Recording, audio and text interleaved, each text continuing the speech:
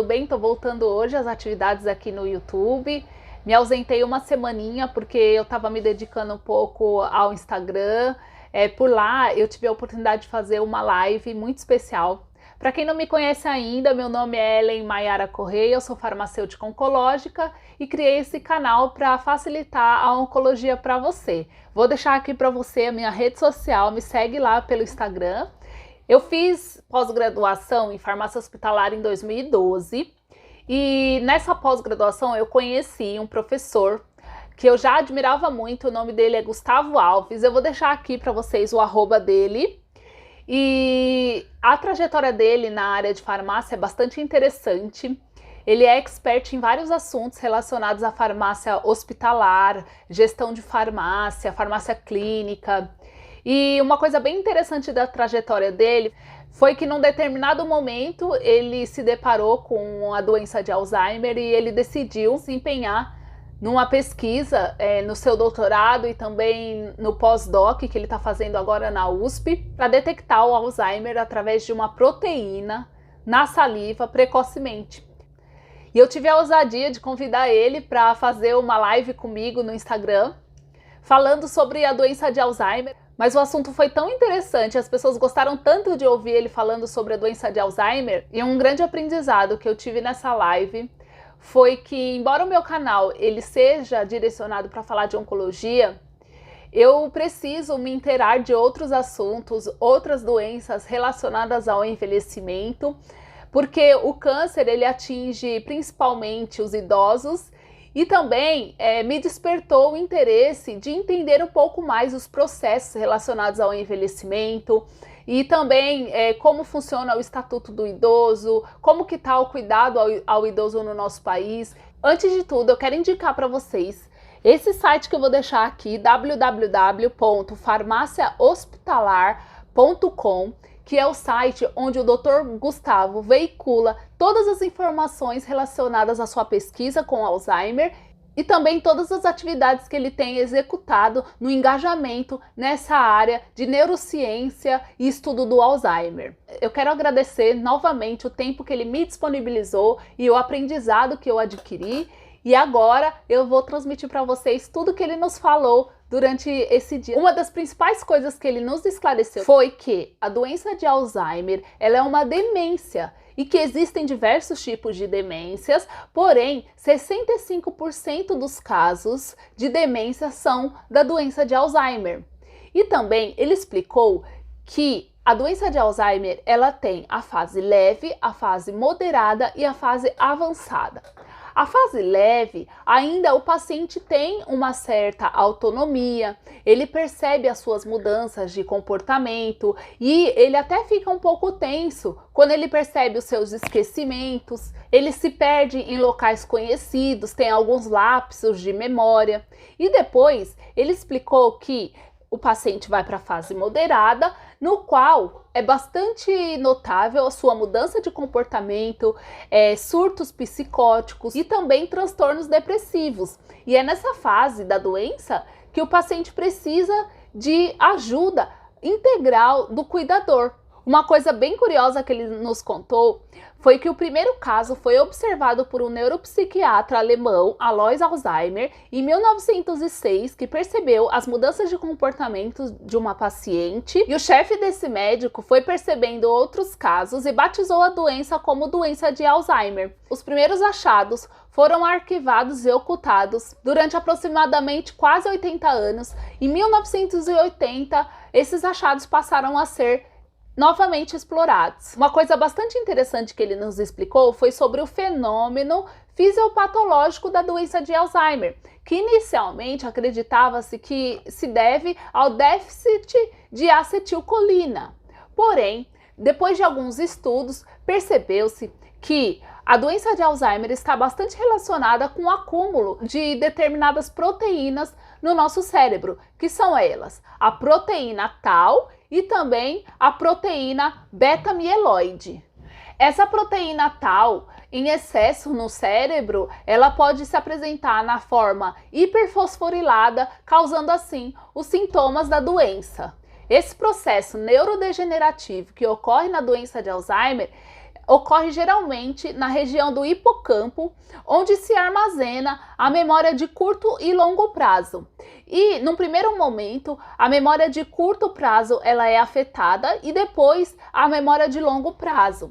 Por isso que o paciente de Alzheimer, às vezes ele se lembra de algo que aconteceu há muitos anos atrás e não se lembra o que ele fez há 10 minutos. Eu achei bem interessante que ele explicou para nós o que é o termo senescência, que é o processo de envelhecimento fisiológico do nosso organismo. Também que com o avanço da ciência e da tecnologia, a expectativa de vida vem aumentando ao longo dos anos e esse processo de senescência, né, que é o envelhecimento, ele vai tendo uma expectativa maior. Uma dúvida bastante frequente durante a live foi quais eram os exames para a detecção do Alzheimer. E o que ele nos explicou é que são realizados diversos testes. São realizados alguns testes neuropsiquiátricos, hemograma para verificação de plaquetas e eritrócitos, a dosagem de B12 e também a verificação dos hormônios tireoidianos. Pode ser também realizado um exame que é o VDRL, que é bastante utilizado para a detecção de neurosífilis, porque os sintomas de declínio cognitivo dessa doença são bastante parecidos com os apresentados na doença de Alzheimer. E outro exame também que ele explicou que é bastante utilizado é a ressonância magnética. Uma coisa bem curiosa foi que ele esclareceu para nós que os tratamentos eles são recentes, de aproximadamente 1990. E são indicados primeiro os inibidores de colinesterase. Esses inibidores eles atuam nas enzimas que clivam a acetilcolina. Então, dessa forma, eles vão impedir que essas enzimas clivem a acetilcolina, aumentando a sua concentração na fenda sináptica. E quais são esses inibidores? Ele falou que nós temos o donepezil, a rivastigmina e a galantamina. Temos também um antagonista de receptor de N-metil aspartato de glutamato, que é a memantina. E uma coisa bem importante que ele nos explicou é que esses medicamentos são utilizados como tratamento de base para a doença de Alzheimer, mas o paciente apresenta outros sintomas, por exemplo, depressivos, e o paciente faz uso de alguns medicamentos auxiliares, como por exemplo a venlafaxina, a quetiapina, clonazepam, olanzapina. Uma dúvida bastante importante durante a nossa discussão foi se a doença de Alzheimer ela tinha um fator hereditário. E o que ele nos explicou é que ter um fator hereditário é bem diferente de ter um fator genético. O fator genético da doença de Alzheimer está relacionado com alterações cromossômicas no cromossomo 14, 19 ou 21. Quanto à hereditariedade, ele nos explicou que não tem uma causa hereditária, mas se pessoas que tiveram o pai ou avô ou avó da mesma linhagem que já apresentaram a doença de Alzheimer tem 50% de chance também de apresentar. Outras curiosidades foram comentadas durante a live e ele também nos falou que os avanços das pesquisas em relação à doença de Alzheimer, tanto no Brasil quanto no mundo, têm sido crescentes.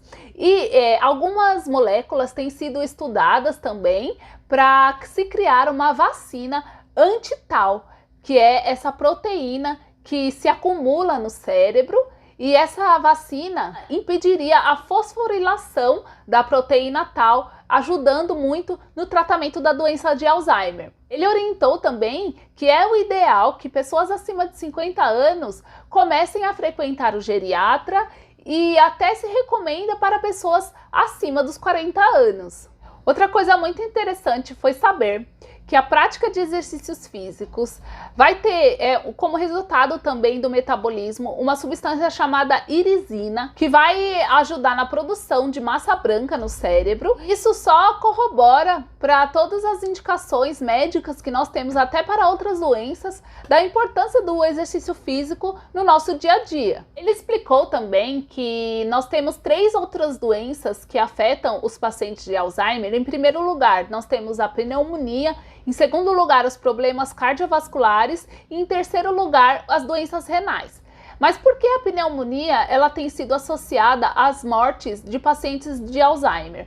Porque o paciente apresenta o fenômeno da disfagia. no qual o alimento acaba indo para a traqueia, causando no paciente complicações respiratórias e também a pneumonia aspirativa. Outro dado muito importante foi saber que aproximadamente 2 milhões de idosos, o que representa quase 10% dos idosos no nosso país, apresentam a doença de Alzheimer.